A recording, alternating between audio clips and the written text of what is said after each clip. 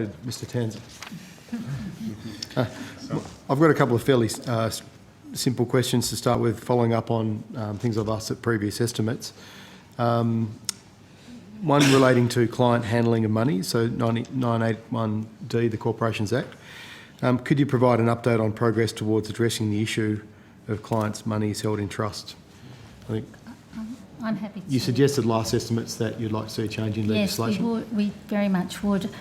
Treasury has issued a policy paper for general consultation about potential changes to those rules. We're very supportive of the proposals in that policy paper. Broadly, those proposals would mean for retail clients, over-the-counter derivatives, so things like contracts for difference, foreign exchange, binary options, those sorts of contracts. The proposal would restrict the use of client monies so that they were not available for the general purposes of the business. They were not available to be used for hedging, for example, of other clients' exposures. So like a traditional trust account? Yeah. Much more like a traditional. It still would be, it wouldn't be individually segregated, so there still would be some, if you like, pool of client monies, but the monies could not be utilised for those general purposes. The other part of the proposal, which we think would be very beneficial, is ASIC to have a power to issue some rules, like the rules that we have for the client money provisions for exchange-traded products, which require some sensible procedures like regular reconciliations of the client money accounts, those sorts of things. So just very briefly, how important is this issue? Could you tell the committee? We think it's very important.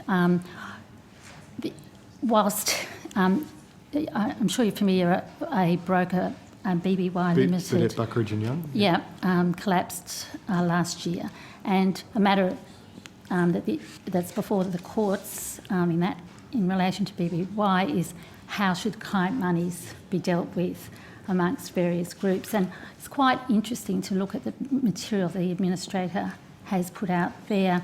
It's apparent that on the various scenarios suggested by the administrator, that the clients of the over-the-counter products are much more likely to have very, very small recoveries of their monies compared to the clients who are in the exchange-traded regime. We think it's really important. The other reason we think it's really important is the Australian regulatory system is being.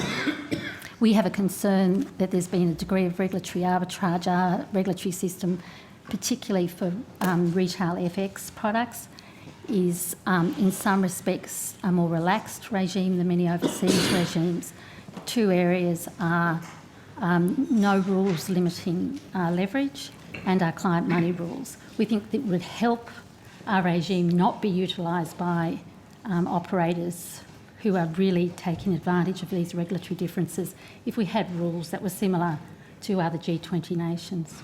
Okay, so you're comfortable there's some progress following that Treasury? We are comfortable. Yeah. We understand that there are some industry participants who are concerned about this. This will obviously change how some businesses are funded, but we do think it's really it's more important to ensure that clients have the protection for their money that we think they're expecting than allowing sorts of the existing business models to continue. Fantastic, thank you.